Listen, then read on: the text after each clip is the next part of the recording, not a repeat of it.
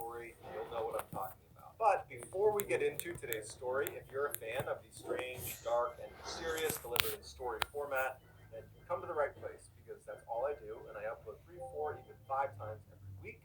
And so, if that's of interest to you, then the next time the like button asks you to go get them a regular iced coffee, I want you to go to Starbucks and order a regular iced coffee, but with light ice. Then hand that sucker over to the fool that is the like button. Also, please subscribe to my channel and turn on all notifications so you don't miss any of my weekly uploads. Alright, let's get into today's story.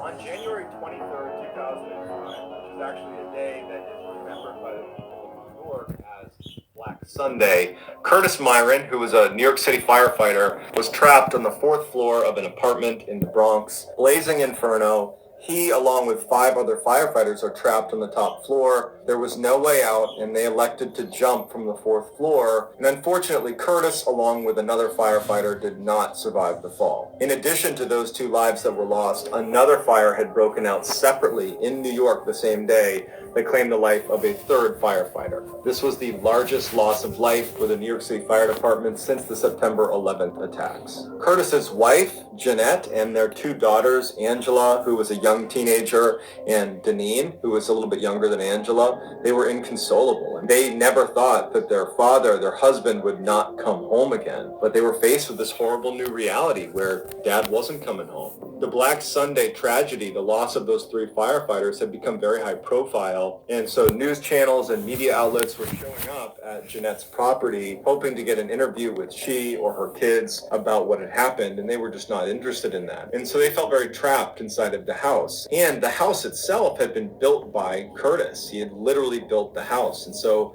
it was just a constant reminder of the sadness of this loss. And at some point, Jeanette just said to the girls, I think we should move. I think we just need a fresh start. This is too much. It's too much to be here. Let's just move. And the girls were very eager to leave.